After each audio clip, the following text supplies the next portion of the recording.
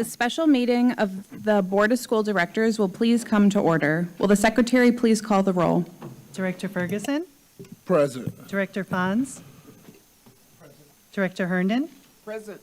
Director Jackson has asked to be excused this evening. Director O'Halloran? Here. Director Reza? Here. Director Simpson? Present. Director Vanoy? Here. And President Zomber. Present. That's 8 present, 1 excused. We have a quorum. Will the secretary please read the call of the meeting? To the members of the Board of School Directors, at the request of President Missy Zomber, a special meeting of the Milwaukee Board of School Directors is scheduled to take place in the auditorium of the Central Services Building, 5225 West Valete Street, Milwaukee, Wisconsin, at 5:30 p.m. on Wednesday, April 30th, 2025. This meeting will be broadcast on WYMS Radio 88.9 FM or on Time Warner Spectrum Channel 13 and via live stream and the MPS YouTube stream at https:/mpsmke.com/broadcast. The following items of business will be discussed. Report with possible action on the MPS-led action plan. Action on a request to approve the Milwaukee Public Schools confidentiality agreement with the Milwaukee Health Department. Action on a request for a closed session for the purpose of considering collective bargaining negotiation strategy with respect to wages. Consideration of and possible action on the employment, compensation, and performance evaluation of the superintendent of schools. The board may retire to closed session on items 3 and 4.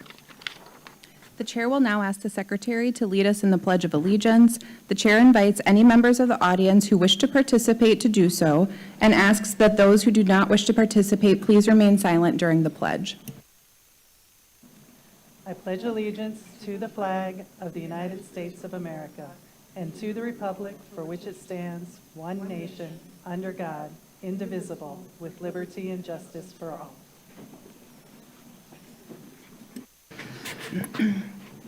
We acknowledge that Milwaukee lies on traditional Menominee, Potawatomi, and Ho-Chunk homeland along the southwest shores of Lake Michigan, part of North America's largest system of freshwater lakes. On this site, the Milwaukee, Menominee, and Kinnickinnick rivers meet, and the people of Wisconsin's Menominee, Ojibwe, Ho-Chunk, Oneida, and Mohican sovereign nations remain present to this day. This meeting is being conducted in person from the Central Services Building and is broadcast on YMS Radio 88.9 FM. The meeting may also be accessed via the MPS YouTube stream, a link to which may be found on the MPS website on the broadcast page. Before we begin tonight's meeting, we have a short announcement regarding interpretation services for the Spanish-speaking members of our audience. Buenas tardes y bienvenidos a la Junta de la Mesa Directiva de las Escuelas Públicas de Milwaukee. Si desea escuchar esta reunión en español, por favor llame al 312-626-6799 e introduzca el número de reunión 832-0725-4267, seguido por el símbolo de número. Luego, introduzca el código 883149, seguido por el símbolo de número. Nuevamente, para escuchar esta reunión en español, llame al 312-626-6799 e introduzca el número de reunión 832-0725-4267, seguido por el símbolo de número.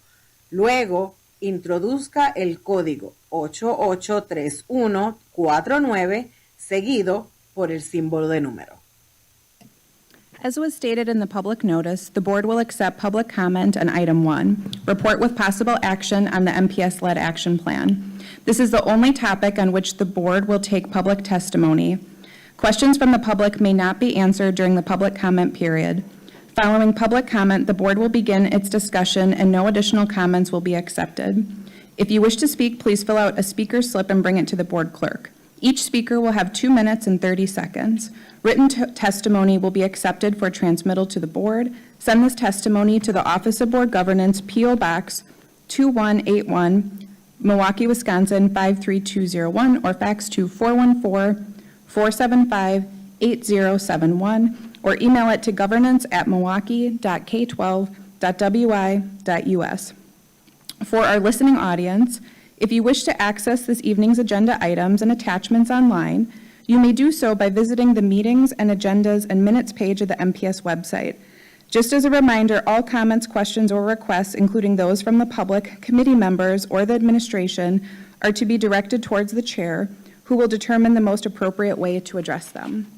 The board appreciates and encourages stakeholder input and assumes that members of the public will participate in a civil manner.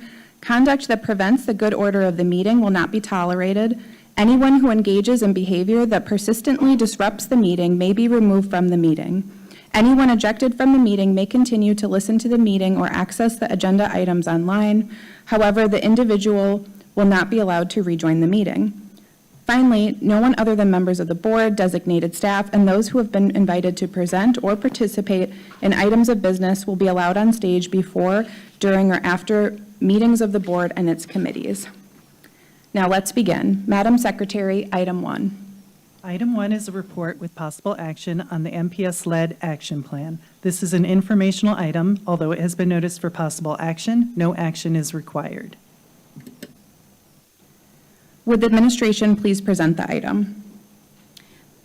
Madam President Zombor and directors, I'm Brenda Caselius, Superintendent of Schools. I want to thank our team for their development of the lead action plan that we had done a press conference with earlier this week, and I also want to thank our communications team as well for helping to provide the lead action plan and the PowerPoint that you see in front of you. Tonight I have Mr. Michael Harris with me this evening, who will bring us through the presentation, as well as Mr. Michael Terza, Mr. Mikhail Mannon, and also our lead expert on loan from the Health Department of the city, and Michelle Lenski, who is over our interim support in the Director of Facilities position. So with that, I'm going to turn it over to Mr. Harris to walk us through the presentation of our lead plan. Good evening, Presidents, on board members of the board. Michael Harris, Interim Chief, School Administration Officer. Tonight, we're going to share with you our lead action plan that was developed in collaboration with the Milwaukee Health Department. Of course, the work will be guided by our 5 priorities for success, and then, of course, aligned to our strategic plan. In the process of developing our lead plan, of course, we know that the next phase of the lead cleanup is really focused on 3 areas. We need to expand, we need to partner, and we need to identify. This is going to help us expand the capacity for the inspections of all of our buildings. As we know, that is a goal of ours to ensure that the safety and well-being of our students and staff is priority number 1. We also know that we need to partner with those that can assist us in this work. We know that this is not a small undertaking, and we will need external resources to do the work that the community and the board expects of us as a district. And then, of course, we need to identify any potential contractors to complete the lead stabilization. Of course, you know, we did a lot of work during the spring break to make sure that as students returned and staff returned from the break, we had folks going into all of our buildings really trying to identify and stabilize areas so that students could return to safe environments once they came back to school after the break. Part of what we need to also focus on in our plan is strengthening the lead compliance program.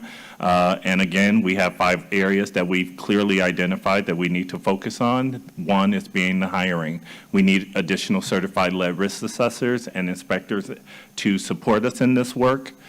We know we need to conduct annual reviews and update lead hazard protocols in the district. This is something that we are definitely taking serious and want to make sure that we have these annual reviews so that we can maintain. We're investing a lot of dollars into our buildings right now to make sure that we can catch up with all of this work. The goal is to ensure that we maintain the level of our buildings at this time.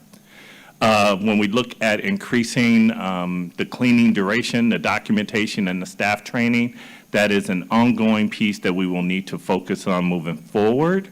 That is our internal and external folks that are coming in to support this work. making sure that we have a robust cleaning protocol in all of our schools, and ensuring that all of the employees in our schools understand what that protocol is, how we support that, and how we maintain that. And then lastly, pursue additional funding. We definitely know that this is costly. However, we know that this work is important, and we will be looking at grants and budget reallocations to ensure that we have the funds to continue the work to ensure all of our schools are maintained and at a level where we are happy with and are accepting. When we look at the high-risk facility prioritization strategy, we know we have 3 areas that we need to, again, address. We need to stay focused. We need to make sure that our remediation inspections on our buildings built prior to 1978, serving our youngest children, are the most at risk. We want to make sure that those spaces are safe for those little ones, and the work that we're doing right now is moving us towards that mark. Prioritize those buildings based on the conditions and severity. We know that some of our buildings, there has been a lot of work being done in those buildings. However, we know that there are some gaps, and we're going to address those moving forward. We also know that there will need to be some adjustments. The schedule that was created was with the information we knew at that time. Now that as we go in to inspect buildings, we know some adjustments will be needed, and we'll be making those in real time as we collect additional data on those buildings. When we talk about remediation and control measures, we know that there's, again, 3 areas. We need to conduct lead stabilization using certified personnel. Again, that could be some internal and external supports to help us with this work. We also know that we need to isolate work areas during renovation, require the full containment using all of the tools and resources that we have to ensure that we isolate the work. And we understand those standards, and we are applying those standards as we continue to do this work. So I want to make sure we're very clear that we are following the protocols and guidelines to ensure that the work we're doing in the buildings is safe for the folks working in the buildings, but also when our students return to those spaces. And then, of course, we need to implement aggressive dust control measures across all of our facilities. It's not a secret. Our buildings are old, and we know that a lot of work is being done to update those buildings to ensure the safety of students and staff. Leading right into protecting our students at risk, at increased risk, we know we need to expand our blood lead level screenings.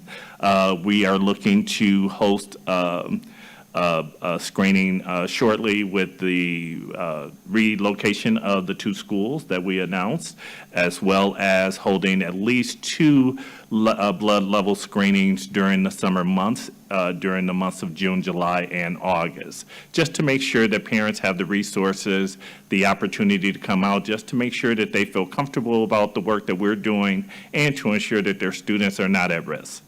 Reassign classrooms for children under 6 or those with clinical risks to safer areas. So we've already started talking to school principals about, hey, if we have our smallest children or our most vulnerable students on lower levels, we may need to relocate that. A lot of that work will be happening during the summer months so that we can return back to school and those folks know exactly what the plan is moving forward. And then, of course, we need to implement specialized cleaning protocols. Again, it's really about the cleaning, making sure we maintain the level of work that we're doing now so that we're not facing this incident in the future. So we're looking at moving forward with that. Temporary relocation plan. Relocate school communities when 50% or higher of the surfaces are deteriorated. Partial relocations at 10 to 50%. So basically, we're looking at if we have space within our schools where we can relocate within the school and do partial closures so we can do that work safely and isolate that, then we can do that. Less disruption with the school community, and of course, we want to make sure that we don't disrupt the teaching and learning of our staff and students. So we have a benchmark of where we will be identifying those spaces, those schools, and we'll communicate that to the board as well as to our school communities as they are identified. We want to minimize the disruption to instruction, right? We definitely want to do that. And then, of course, again, talking about the isolation of the work, really making sure that we're meeting those benchmarks that have been set by the state and federal guidelines. Communication and transparency. We need to maintain, notify, and continue, right? When we think we're communicating enough, we need to do more. So we're just going to continue to put out the information in multiple media ways so that our families and our staff are informed, as well as our school principals, just to make sure folks understand the work that we're doing, that it's meeting the guidelines, that we are definitely focused on having safe buildings for students and staff. We will continue with some town hall meetings and virtual school tours for reassurances because, again, we want folks to be able to feel comfortable coming back or entering our schools regardless of zip code in our city. Our next steps and long-term vision is to complete stabilization efforts in schools built before 1950 by the end of summer break, which is a lot of work. But our team is ready for the challenge, and we are really geared up, ready to do the work. We have 54 buildings, 7 of which have been or are close to being cleared. So we have a start, and we know what this work looks like, what it should sound like, and what it should feel like after it's done. And so we feel confident that we can go in and complete and meet our goals. We want to make sure that we complete the stabilization efforts in schools built between 1950 and 1978 by the end of the calendar year. That's 52 buildings. And again, this is utilizing internal and external resources to ensure that we can meet these goals. We want to integrate the lead hazard mitigation into the long-range facilities master plan because we do have that out there as well. So we want to make sure that we're being very strategic about the work and how we're approaching it as we move forward with that. And then, of course, we will always look to review, refine, adjust whatever practices or identification of buildings to ensure that we are moving this work forward and reaching our goals by the deadlines that we've shared with you. I know that was a lot of information in a short period of time, but if you have any questions, we would be happy to answer those for you. Thank you. Thank you. We're going to go to members of the public who wish to speak first. Madam Secretary, do we have any speakers on the virtual platform? We do have one speaker who is signed up on the virtual platform. Kristen Payne, can you hear us? Kristen Payne, Yes, can you hear us? I can hear you. Oh, there you go. We can hear you.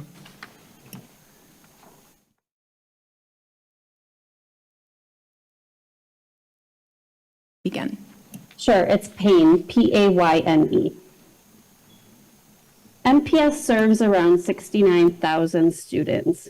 Recent statistics suggest that the student body is made up of 90% students of color, over 84% economically disadvantaged, over 20% students with special needs, and a growing English learner population of more than 13%. No student should be in an environment that is hazardous to their health. The fact that there is such degradation in MPS's school buildings to cause exposure to a potent neurotoxin is infuriating by itself. But MPS's lead action plan as written does not match the urgency that the lead crisis deserves. While focus is put on remediating a couple of schools at a time, tens of thousands of MPS students and staff are potentially being exposed to an incredibly dangerous poison with long-lasting and sometimes permanent health consequences. This is unacceptable. MPS and the city are not equipped to handle this crisis on their own. The lead action plan should include leveraging state agencies to assist with assessment and remediation. Additionally, there are no mechanisms for accountability in the plan. MPS had a lead paint compliance program already in place that was not being followed and led us to this point. Given that, accountability measures need to be a primary component of the lead action plan. While there are other concerns that parents have discussed, I will end by saying water quality benchmarks in this plan are unacceptable. Page 13 of the plan states that MPS will immediately restrict access to water fixtures used for drinking when lead levels are above 10 parts per billion. Although not legally enforceable, the EPA has set the maximum contaminant level goals for lead at 0. Additionally, the American Academy of Pediatrics has recommended the following: that water fountains in schools not exceed water lead concentrations of 1 part per billion. Several bubblers and kitchen sinks at MPS schools have registered well above 1 part per billion. Why is MPS not following the AAP recommendations in the lead action plan? There is no indication that issues will be addressed in middle or high schools that do not have elementary school children in attendance. And I'm asking MPS and the board to do better to protect the 69,000 students and thousands of staff that are in harm's way. This is an environmental justice issue, and with 90% students of color, this is also an issue of environmental racism. Thank you. Thank you. Our next speaker is Ingrid Walker Henry, and then Luz Hernandez.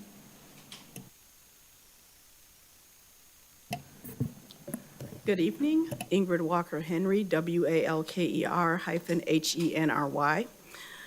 My name is Ingrid Walker Henry, President of the Milwaukee Teachers Education Association. Every Milwaukee child and the workers in Milwaukee Public Schools deserve access to a well-maintained public school where we can be assured students and workers are not at risk of exposure to harmful substances like lead. Nearly 2 decades of purposeful underfunding of public schools at the state level has left school leaders to decide between maintaining facilities or hiring needed support for students in classrooms. The state needs to do its part and pass a budget proposal that would increase the reimbursement for public school special education costs from a meager 30% to 60%. MTEA is eager to work with Superintendent Caselius and advocacy groups like Coalition on Lead Emergency and Lead Safe Schools Milwaukee around lead stabilization. The mayor and Common Council recently mandated a new 2% sales tax on Milwaukee that is bringing in hundreds of millions of dollars per year. There should be a conversation about using a portion of these funds to maintain and improve the public school facilities owned by the city and to accelerate the replacement of lead pipes to ensure safe drinking water for residents. MTEA has prepared a list of several potential actions that the district should take concerning lead dust exposure that we intend to meet and confer with MPS administration over. MPS should renew its lead safe certification to adequately adjust hazards. MPS must avoid lead abatement methods that produce large amounts of lead dust. Dust testing should be done after stabilization to ensure effectiveness. School staff who are more likely to be exposed to lead dust and staff considering having children must be lead tested. I am going to leave you all with our press statement and the rest of our statement with Vice President Luz Hernandez. Thank you. Good evening to all of you. Luz Hernandez, HERNANDEZ, MTEA Vice President. I am continuing the list of potential actions MPS should take around drinking water to minimize possible lead exposure. We intend to meet and confer with MPS administration over the following. The MPS website states that all MPS drinking fountains use filtration systems that are tested and certified to reduce harmful contaminants. MPS should also ensure all water sources used in cooking and food preparation also utilize filtration systems. MPS should adopt a health-based limit. The American Academy of Pediatrics recommends a standard of less than 1 part per billion. The MPS website states that all MPS drinking water filters are replaced at least yearly, regardless of usage. MPS should provide routine maintenance records and verify how frequently filters are changed. Filter manufacturer recommendations should be checked to confirm if an annual filter change is adequate. MPS should disclose all available information about lead in water infrastructure, test results and remediation plans or progress both on-site and online. And lastly, MPS should manually flush each building at the start of every school day to reduce lead levels to the health-based limit of less than 1 part per billion. The type of flushing, individual or main, would be based on each school's specific lead water testing results. Thank you. Thank you. Our next two speakers will be Shannon Polachek and Vince Toney.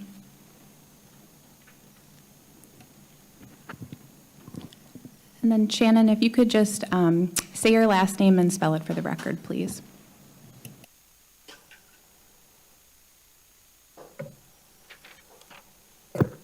My name is Shannon Polisek, and it's spelled P-A-H-L-I-C-E-K.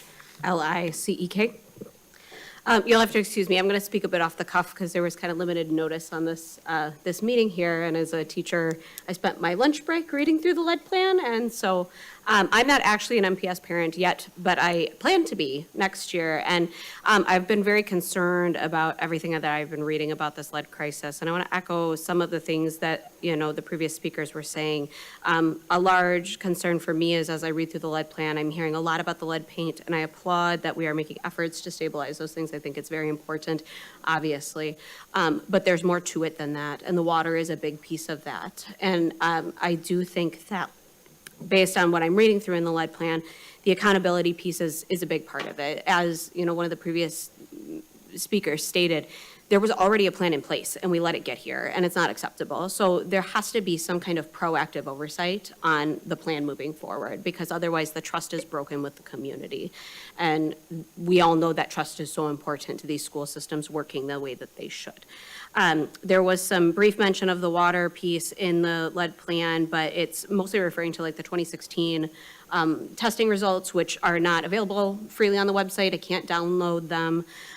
It says that there has been tests, but it doesn't say if it's referring to those tests or more recent tests. It doesn't say if it's all schools. It doesn't say all bubblers. Typically, those filters are rated for about 3,000 gallons. And that, you know, if you do the math and you divide that up into ounces, and then you divide that by a 20-ounce water bottle, and then you're getting about 4 classrooms of 30 students through 160 days of school, if they fill it once, one 20-ounce bottle. So, I mean, I'm doubting that there's one bubbler for every 4 classrooms in MPS. I'm doubting that if there are, that the students are only drinking 20 ounces on a day when it's 100 degrees outside and they're in a building that's not air conditioned. I have a 3-year-old and I want to know he's safe to drink the water at school. So I do think that there has to be oversight. I don't think we can be reactive on this. I don't think we can wait for students to have high lead levels for us to do the testing in schools. It has to be all the data. It has to all be available, all parents, all buildings, and that's the only way to reestablish that trust. Additionally, you know, the soil piece is a part of this equation. We live in a former industrialized area. There's a lot of lead in the soil, and the students are going to drag that in on their feet. There's a lot that goes into this, and I do applaud that there is paint remediation happening, though, you know, it seems like there's been some bumps in the road in terms of accountability for that piece. But the water is part of it too, and it has to be part of it, and it has to be transparent. Thank you for your testimony. Our next speaker is Vince Toney, and then the final speaker will be Minister Sheila Tompkins. Good afternoon. Do I need to spell my name or anything? Yes, if you could spell your last name for the record, Toney, please. T as in Tom, O-N-E-Y. Thank you. I actually came here today to hopefully hear a comprehensive plan about how we're going to take care of our children and to not allow them to be poisoned with lead. I don't know if you know, but we've got, the last number that I've heard is 70,000 lead laterals going into homes in Milwaukee. There should be zero lead in our schools that we have children at. I came here thinking that I was going to hear a comprehensive plan with numbers as how much it's going to cost, who's going to pay for it, how the money's going to be raised, and how soon it's going to happen, because it should have happened yesterday. There should be absolutely no lead in any schools, and no children should be subjected to lead in any of these schools. If the schools have to be shut down, I mean, during COVID, they shut down schools, people homeschool their kids. I think that might be a possibility of a different plan. I think this board needs to reconvene and come up with something comprehensive that we can understand and can see the light of day of these kids not being poisoned at all. And if that means homeschooling, then allow the kids to be homeschooled. Thank you. Thank you. Ms. Tompkins?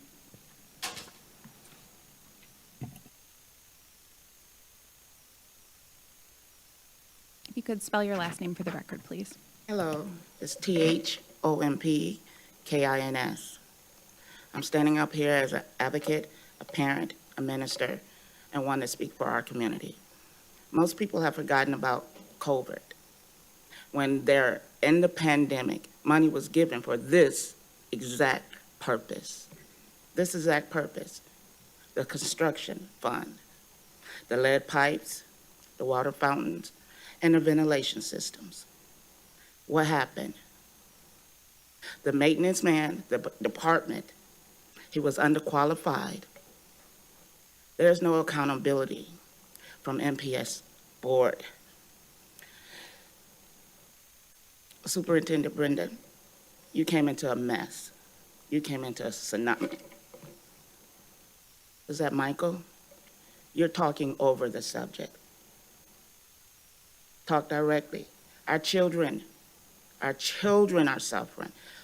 How many? It was 7 children. What was the highest lead level? You see, 7 children is more than that had been tested. What is the highest lead level? That ventilation system needs to be done. What happened to the construction money? Allocation. I recall that. And most people haven't recalled that. Accountability again. Accountability. Being transparent. President Zombar. You already know. And so to continue, to not take accountability, that's shameful. Because it should have been done 4 years ago, just about the start of it. We're in 2025, the pandemic.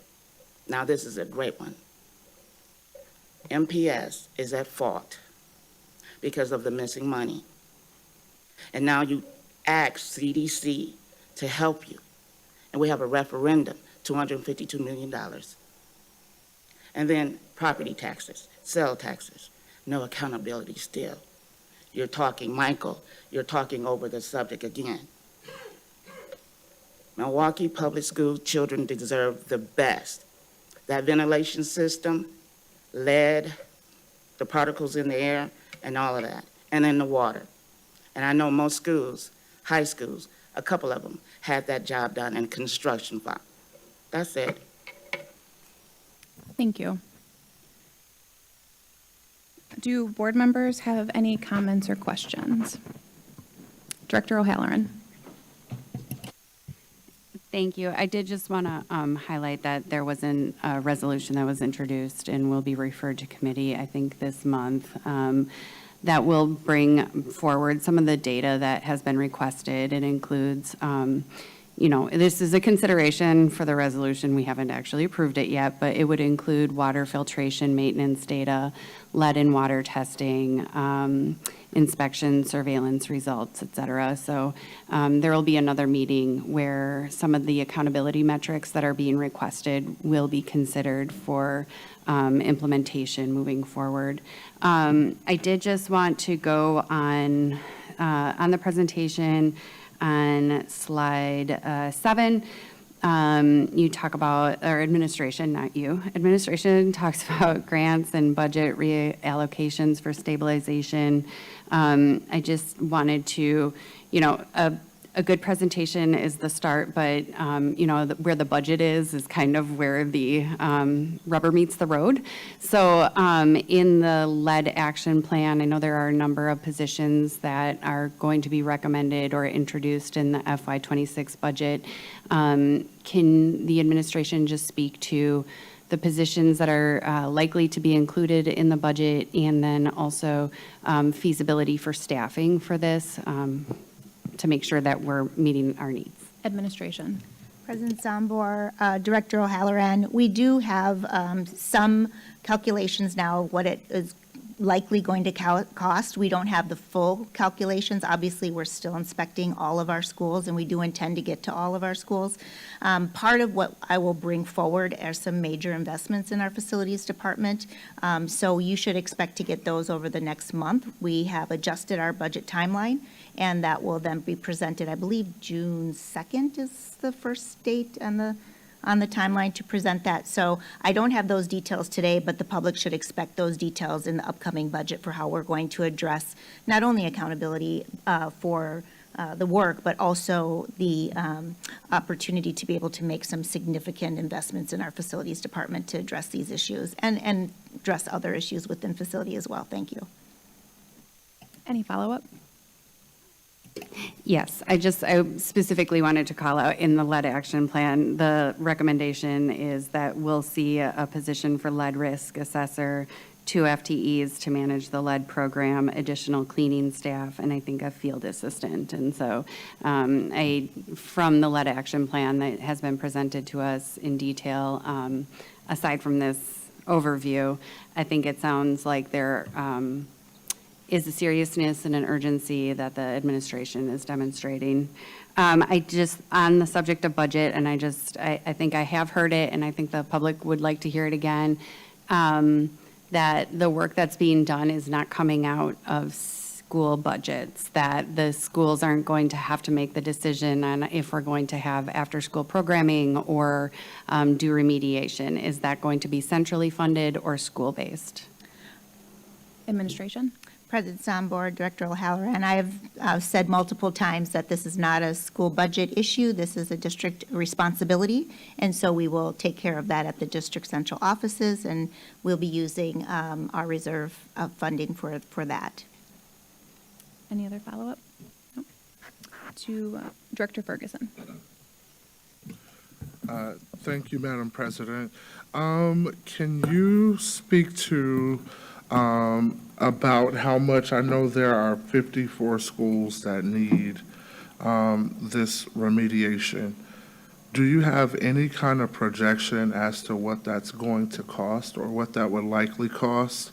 And then also in this lead action plan, you forecasted that we're going to need partnerships and perhaps some grants to cover the cost of this work.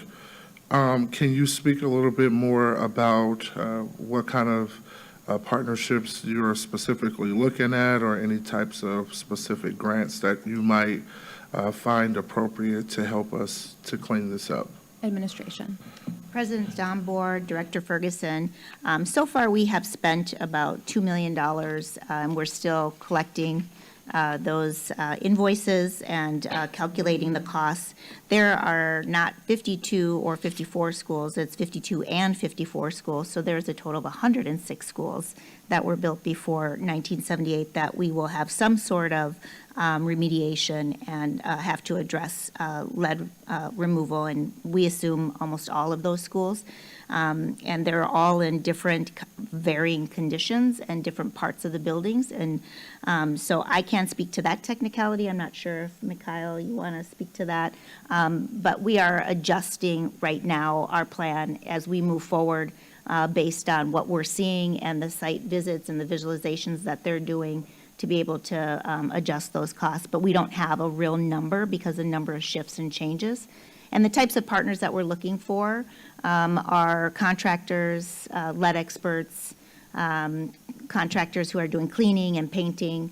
Those sorts of things are the types of partnerships that we're looking for. I think also in terms of grants, any types of federal grants, state grants, if the state were to provide some bonding money, those types of resources. So we continue to talk to anyone and all folks, civic and otherwise, who can support us in this effort. Any follow-up? Yes. So I know that you've been working closely with the mayor.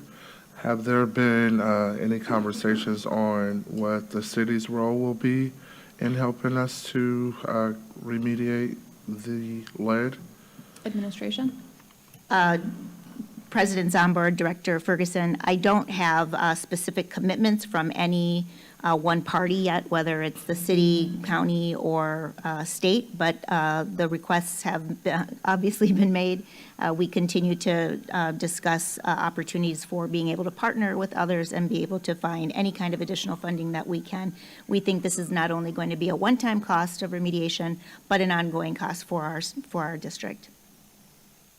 Follow-up? Yes, I'm sorry. Also, speaking of long-term, even beyond, once we get all of the schools cleaned up, and I do believe we're going to get them all cleaned up. So there are two things that I'm wondering about based on this particular presentation today. One is, what are the long-term staffing changes that we're going to need to make? I know we're hiring, you're going to include a request for certain personnel to come on board. Will those people be short-term people just to address now, or are you forecasting that we'll need to have them on a long-term basis or permanent employees, which would probably speak directly to if we as a district have the current infrastructure to make sure that something like this doesn't ever happen again. And then my final question relates to sort of dovetailing the long-range facilities plan with the remediation efforts. If you could speak a little bit more specifically on what your thoughts are related to that one. Administration? President Zomber, Director Ferguson, I think it's going to be a mix of both short-term, contracts with outside partners and vendors who are going to do the instant kind of remediation and addressing the lead issues in our schools right now. And then there's a long-term oversight, leadership, a long-term cleaning and maintaining and painting that's going to be continual. That's part of our plan. So we'll be hiring both long-term and short-term. And in terms of lead experts, we are going to have a permanent person on staff who is responsible for this. And so there'll be oversight. And then, of course, because of the board's resolution, we will have ongoing, I don't know if it's going to be annual or biannual reporting to the board so that this doesn't happen again. Any follow-up? Yeah, my last question was about the long-range facilities plan and how you envision it dovetailing with these remediation efforts. So President Zomber, Director Ferguson, that work is ongoing right now with the long-range facility plan. I predict that will be interwoven with this, so there will be some schools, obviously that we will have to most likely consolidate, or we'll be looking at closures in some schools potentially as we look at that. And then, there might be opportunity to, that we wouldn't have to go to a school that was built in 1900. You don't know, so it's going to be looking at both the utilization and the condition of the school when we look at those decisions. But I want to drive any of those decisions based on community feedback, and I also want to drive it based on academics. And so obviously I've been in the role since March 15th and been working really closely with this current situation and then the day-to-day management of the school district, and then planning for the budget and a number of other issues in front of me. So I haven't had the opportunity to dig yet into the facility long-range plan that we are going to be working with the community on, but I know that work is ongoing right now with the advisory. Thank you. Any follow-up? It's okay. This is an important topic, so don't apologize. Go ahead. So it's no secret to anybody who's followed the board, I really am not a huge fan of the long-range facilities plan. I think there are very, very serious issues and problems with it, especially as it relates to the potential closures disproportionately falling in District 4, which is the district that I have the privilege of representing. And so I just want to be very clear that I'm very much so looking closely at where these potential consolidations are going to come from, or school closures, and how they're going to impact District 4. As it currently stands, I do not feel that the long-range facilities plan is righteous or just or equitable. And so those are considerations that I would ask you to make as you consider consolidating that plan with these remediation efforts. And with that, I'm done. Thank you. Any follow-up on that, administration? President Zombor, Director Ferguson, those are values that I also hold. And so I want you to know I am committed that the plan will be community-driven. It will have community input. And so I don't plan to bring a plan forward to the board for a facility plan that isn't properly vetted and doesn't have community input into it, and isn't based and student-centered based and based on equity. Thank you. Thank you. Any other comments or questions? Director Seamson, you look like you might want one, and then I might pass the gavel, so go ahead. No, thank you. Yeah, I have a list, and thank you to my colleagues for addressing many of them. I guess one that I just would like to touch on is just plans for relocating, schools that need to be going elsewhere during the time that the work is being done in their building. And just, for families who are concerned about where their kids are going to be going and what kind of materials might be there. If you could just speak a little bit about what that looks like when students go to a new location. Administration. President Zombor, Director Sampson, members of the committee, Michael Harris, Interim Chief School Administration Officer. Great question. Yes, we want to make sure that our families understand that we have a school transition team that includes nutrition, curriculum and instruction, transportation, safety, the rec department, everything that provides services to students. They're on that call to ensure that materials, supplies, all of those things are delivered. Classrooms are set up in an appropriate manner. If there's required materials that are needed, we are working with those departments to ensure that we have anything and everything that they need. If there's additional technology that's needed, copiers, so forth, so on, we're going through there. We're having walkthroughs with our emergency operations team to ensure folks understand if we need to have a fire drill, like what does that look like because you're in a new space. We have thought about all of the pieces that it requires a smooth transition for our students, and we don't take that lightly. So we are definitely refining. We're getting feedback from the teachers, from principals as we continue to engage in this work. But just know that it is of our utmost importance that we do this seamlessly for our students and families. I believe all of you are aware that when we transition a school, that transportation, we have shuttle buses outside of the school in case parents miss some communications to ensure students are not missing school. So they're planted there in front of the school that is being worked on, taking students back and forth. We want to make sure that folks are aware of all of the pieces that we have to consider, but we have dotted I's and crossed T's to ensure that our staff have what they need. We're a phone call away if they need some additional materials. And so I really want to say thank you to all of the departments that step up and make this happen. We know that this is difficult for our families and our students and our staff. And so, but we're going to work as a team to ensure that they have what they need to do the work that we're asking them to do on a day-to-day basis.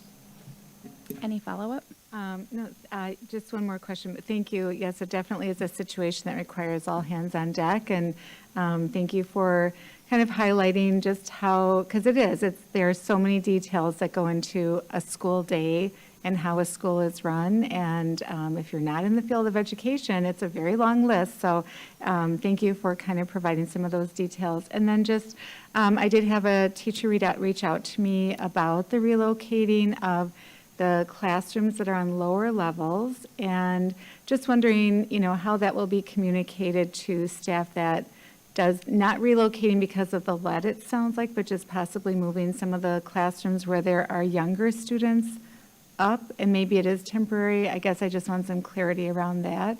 And what kind of communication is going out to staff around that?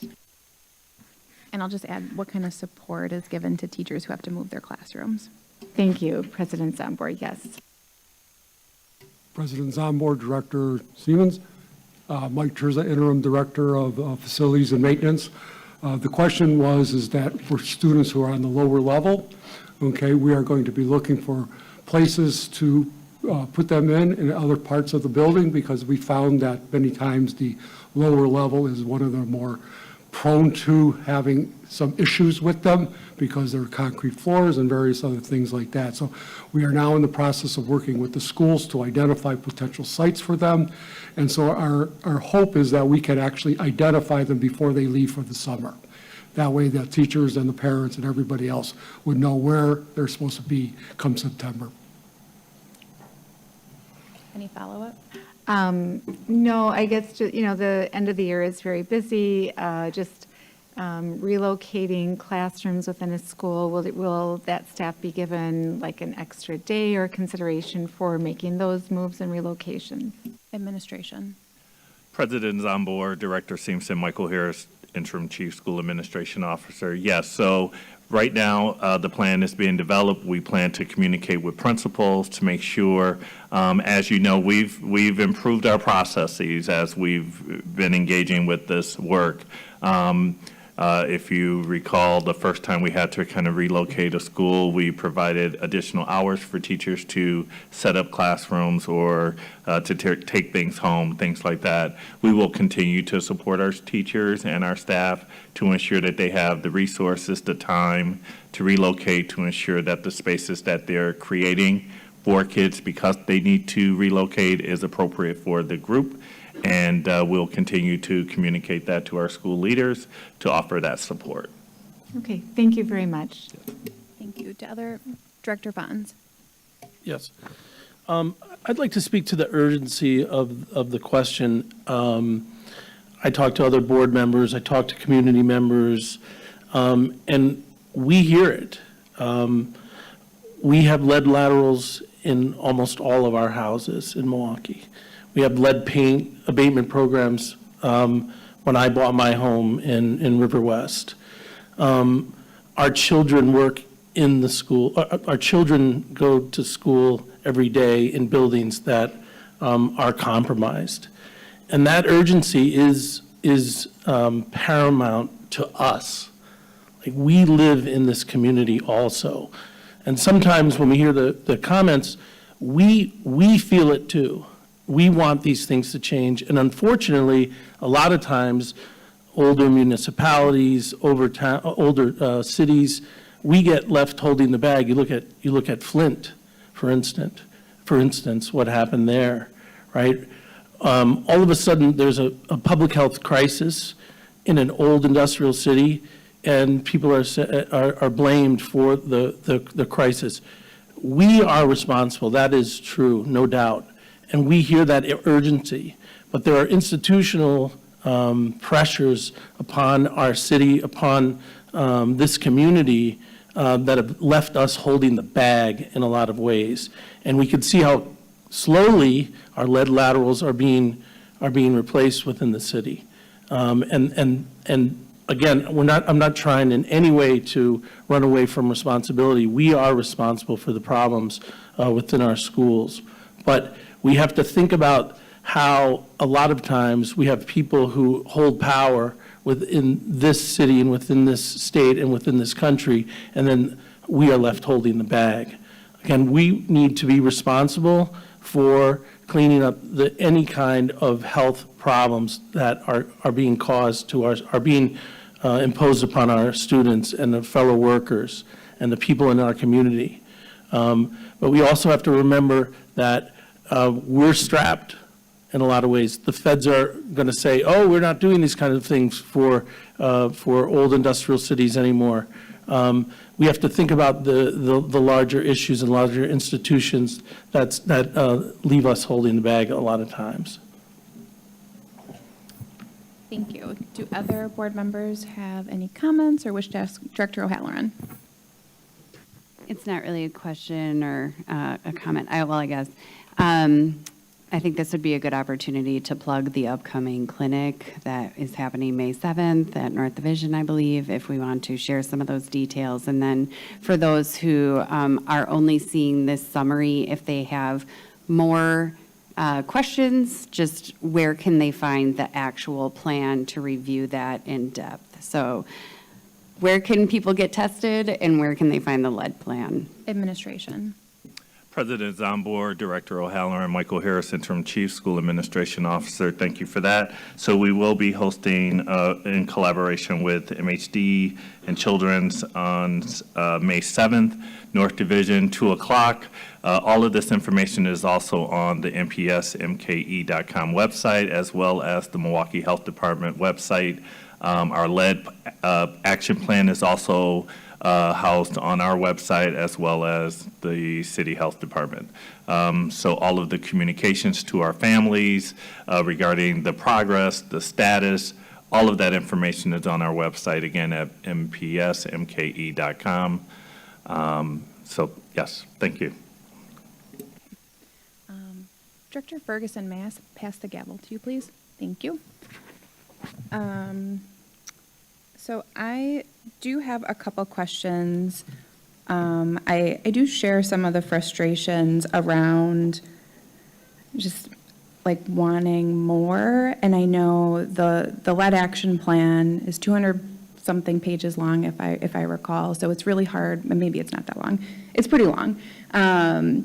And so, you know, I think people really want to see that timeline. They want to know what are the protocols. They want to know what are we also doing for soil and water and some of the other things we've been hearing at the town halls. And so my question, and you know, some of this we're going to get at when we discuss the resolution, because it does ask for some of that, but is there a way that we can even just right now talk about how are the schools being prioritized in that plan? I know there was a spreadsheet, and each school has a prioritization percentage. Like, what are the categories that go into that? When can parents expect their child's school to be inspected? When can parents expect that the work might be done in their school? Where do they? I think we talked about where to report a concern, right? The email, did we talk about the email address? If people have a concern at their school they want to report? If not, if we could share that. And I think, like, let's get into the details a little more because people are really hungry for that. Administration. President Zomber, members of the board, I'm Michael Terza, Interim Director of Facilities and Maintenance Services. I think the chart or the spreadsheet that people are referring to was devised with a couple of components. Number one was the age of the building, its prevalence of lead.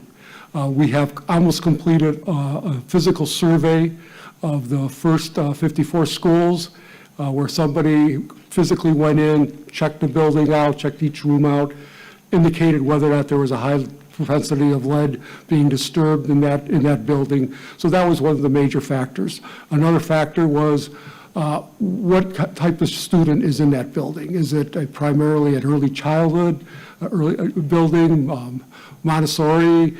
Is it older grades, whatever, things like that? And where was the lead in the building, and what school, what grades were being in those rooms? Third was a kind of a societal review of what was the propensity of lead in the overall community, what was the condition of the community, and working with the Milwaukee Health Department, we kind of came up with a score. And the score is a kind of combination of those two, but I want to maybe stress that neither one of those components outweighed any other one. It was kind of a group type of decision. And I would want to make sure that the board understands and the community understands that as we find out other things, that list may change. That is it's a flexible list. But this was our best guess right now as to the status of each of the buildings. Any Follow-up? President Zambor? I think two other things is just the age of the students, and then also if there is a case of a student with an elevated lead level, that would then rise to the top for us to immediately deal with. Okay. Follow-up? Yes, I do have questions, and this might be, so we know the EPA standards that have changed, and I believe, I'm sure there's someone listening that will probably correct me, but I think in 2027, the maximum contaminant goal is going to be lowered, or like the guidelines that we will have to follow are going to be lowered. So what is going to be the plan? How will the plan change? How are we moving towards those lower EPA amounts? Because it seems like we're getting closer and closer to zero. Is that accurate? Good evening, members of the board, President Zambor, Mikhail Manin, MPS consultant for this time period here. Yes, those levels, it's historical that the federal government continually lowers those levels as guidelines, and then states are given a period of time to adopt those, because it's not easy. It's a multi-layered problem because one, MPS is, at least the facility side and the administration side, has already begun to address that. So you hear terms like concrete ceiling, looking at the tiles in a lot of the bathrooms and sealing those as well as anticipatory. I think your microphone might have, if you maybe. Hello? There we go. Can you hear me now? Yes. All right. So again, a lot of the, I'll start over. A lot of the requirements historically go down in hazard. So you'll see a big trend over the 20 years as we get more data to slowly get to a point where there is no contamination in soil, water, paint, everywhere. MPS's facility side has already anticipatorily prepared for those lower levels by starting to address some of the concerns in advance right now. Currently, there are concrete floors that aren't sealed. They're going to seal those to have cleanable surfaces so that it isn't porous enough so that contractors can't fail. Getting into these buildings as soon as possible based on a prioritization will mean less maintenance in the future. And getting into those same buildings periodically will ensure that you will also have less of a failure at those lower levels. So, those are some of the things that we can do. Other things that MPS is looking into their long-range plan is maybe painting surface isn't always the best solution. Maybe you need a long-term fix for certain high-impact, high-friction surfaces like doors, door jambs. A lot of that's going to be dependent upon how this summer goes through and where can you get those cost-benefit savings to really scale up for larger permanent solutions. Follow-up? Thank you. Maybe while you're here, could you also talk about soil a little bit and any plans or what we should be looking at for soil? Yeah, so soil is a unique situation. It's going to be really dependent upon the number of the buildings that you have with paint on the exterior, which is not a good idea. You shouldn't really be painting the outside of buildings that are in kind of a high humid area like Wisconsin. Certainly a permanent solution to remove would be beneficial. I think the good news is you don't have a lot of soil around a lot of your premises that are playgrounds. It's a lot of concrete and asphalt that you have. So it's really more daily or some sort of periodic level of cleaning up any paint chips that might fall. But the soils, you don't have a lot. Not to say that you don't have any, but I don't see that as your largest scale issue. The lead in the water. I hear a lot of discussion on that. In an ideal world, that would be really good. But again, let's talk about it in terms that people can understand. Parts per billion. Takes a lot of water. There are risk populations for water. Bottle-fed babies that are drinking baby formula. That's a risk population. So I think a lot of times the conversation should go back to whether the children were at risk for this or from something else. The paint is the biggest risk hazard here. It's long known, it's effective, it's been the biggest risk in multiple buildings, commercial buildings and residential buildings. And I think it's also in micrograms, which is on a scale much larger than parts per billion. Thank you. You got follow-up? Yes, I have and this is probably a question maybe more for administration. I know there were some kind of hybrid models of virtual learning, in-person learning at Douglas.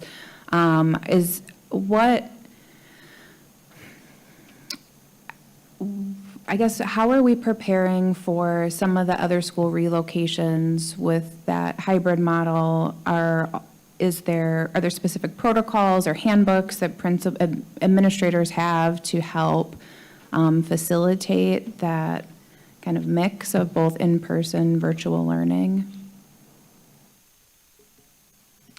President's on board, Michael Harris, Interim Chief School Administration Officer. So with our communication with all of our families that we've had to transition over to other locations, the Google Classroom has always been an option. So that is an option that we provide to our families just to make sure that we're accommodating their needs. And so we'll continue to do that if we would need to transition other schools. So that's just part of the regular communication to our families because of the situation. If they're not able to have their child attend in person, that Google Classroom is an option. Follow-up?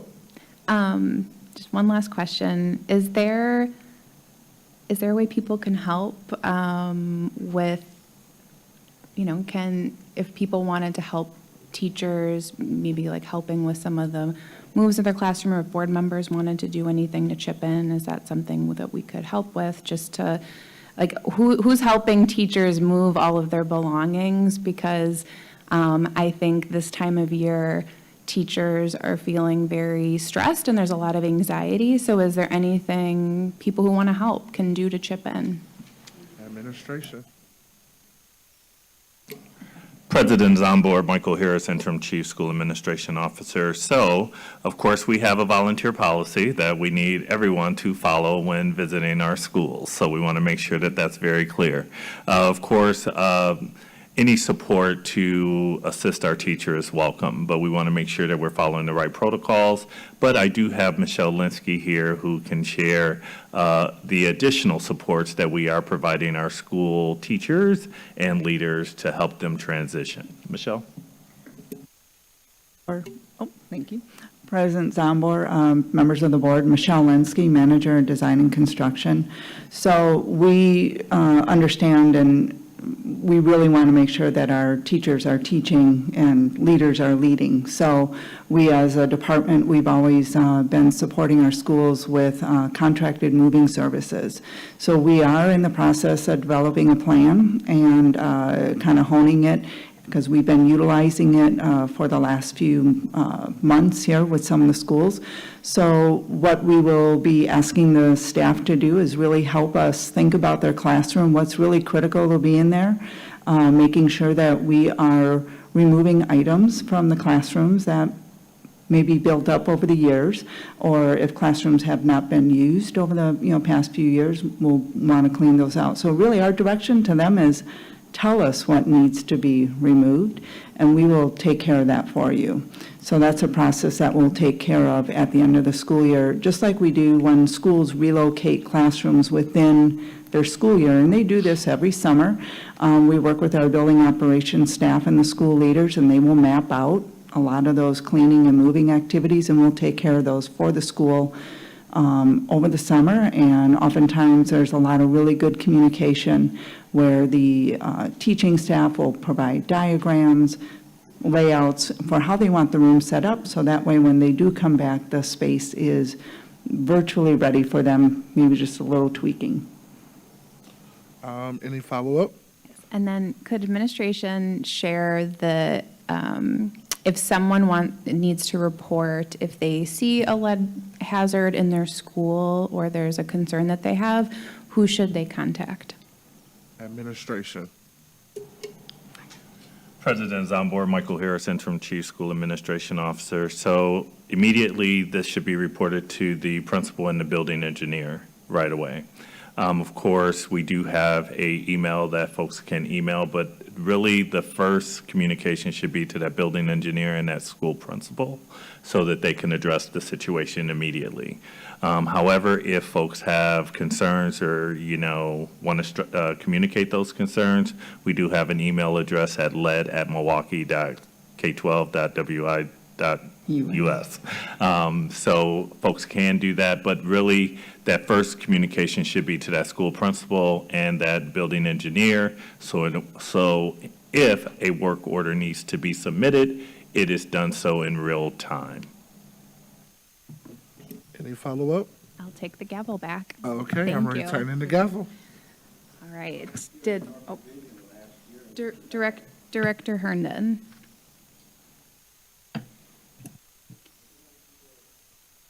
Thank you very much. I have a question. As we think about, and it was mentioned a couple times, the long-range facilities master plan, and there's a report that we have that the consultants created where dollars were tied to the buildings and the cost of rehabbing them or whatever the case may have been.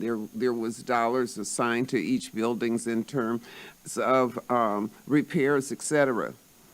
What I'm wondering is, in light of now we have this whole lead thing, if there's any thoughts or consideration of the cost of repairing or remediating all of the lead in a specific building and adding the cost that was presented by the consultants for the long-range facilities plan and concluding that it's too costly, perhaps in a certain circumstance. Administration.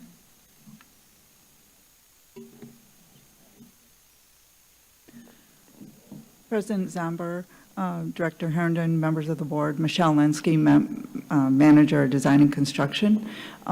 So as we work through the facilities master plan, and you bring up a very good point, and that would be the deferred maintenance and the FCI, so the Facility Condition Index. So we will definitely be evaluating some of the lead issues that we are dealing with now and wrapping that into that evaluation of that facility. So lead abatement, requires full removal, so it's not reasonable to take all the paint off a wall.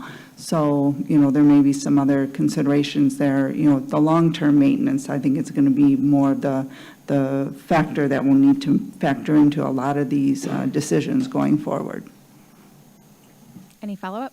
Thank you. I appreciate that because I think that realistically, we have to include that in our assessments and evaluations. We didn't know about the lead issue as it exists today when the consultants did the study on the district as a whole.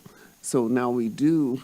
I was just wondering, because that could throw, for any specific building, the cost could be prohibitive in an instance, perhaps. And I think we should be cognizant of that fact. Thank you. Thank you. Any other comments or questions? No? Director Vanoy. Hi, I just wanted to jump on what Director Herndon was saying because I was thinking the same thing. Like because we also have asbestos. We also have, we have lead. We have lack of air conditioning and climate control in schools. So when does it become, let that building go and we get a new building or build a new building or do something? Administration.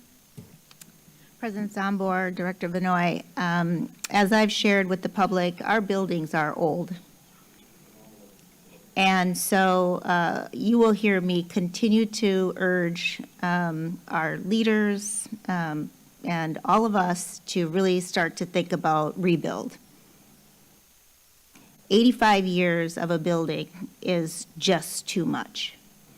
And it's eventually going to break down, and we are wasting money continuing to try to remediate lead paint in buildings on concrete. So I think it is just an incredible task that the team has done to go in and clean these up, and then to continue to maintain them and continue to spend millions of dollars after millions of dollars after millions of dollars, and to go in and replace all our plumbing. You know, I really think that we have some reckoning to do here as a community, and we need to start thinking about the buildings we want to send our children to. And so I can assure you, as superintendent, we are not sparing any cost right now. We feel the urgency. One child with a lead level is too high, too much. And so our team has rallied. We are doing everything we can. We probably are using up every paint contractor who is lead certified in the community and across the state, and calling on getting more for the summer to get this work done. We have children centered in every decision that we make, and their safety is our top priority. But we have to get to a point of having a conversation with our community about rebuilds. Thank you. Okay, any other comments or questions? No? Okay, that was an informational item. So, Madam Secretary, next item, please. Item 2 is action on a request to approve the Milwaukee Public Schools confidentiality agreement with the Milwaukee Health Department. Madam President, at the request of the administration, this item has been withdrawn. Very well. Madam Secretary, items 3 and 4 were noticed for closed session. Would you announce those two items, please? Item 3 is action on a request for a closed session for the purpose of considering collective bargaining negotiation strategy with respect to wages. And item 4 is action consideration of and possible action on the employment, compensation, and performance evaluation of the superintendent of schools. I will now entertain a motion to retire to closed session pursuant to Wisconsin statute. On item 3, pursuant to Wisconsin statute 19.85, parent 1, parent E, due to whenever competitive or collective bargaining purposes that a closed session. And on item 4, pursuant to Wisconsin statute 19.85, parent 1, parent C, to consider employment, promotion, compensation, or performance evaluation data of any public employee over which the board has jurisdiction or exercises responsibility. May I have that motion, please? Director O'Halloran. I move we retire to closed session pursuant to Wisconsin statutes as listed. Director Ferguson. I second it. Second. Okay, the secretary will please call the roll.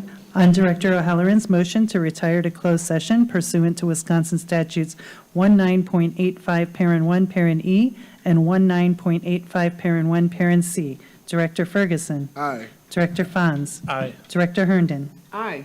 Director O'Halloran. Aye. Director Reza. Aye. Director Sampson. Aye. Director Benoit. Aye. And President Zomber. Aye. That's 8 ayes and 1 absent. The motion passes. Okay, the board will now retire to closed session. The board may return to open session to take action on matters discussed in closed session. Otherwise, the board will adjourn from closed session. Madam Secretary, please note the time.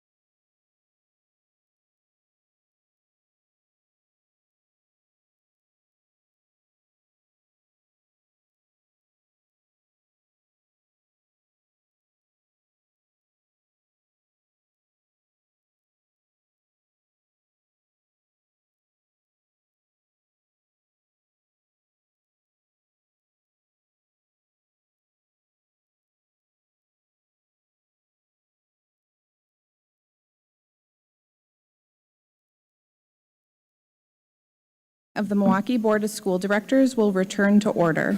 The board has been in closed session for consideration of items 3 and 4 of our agenda.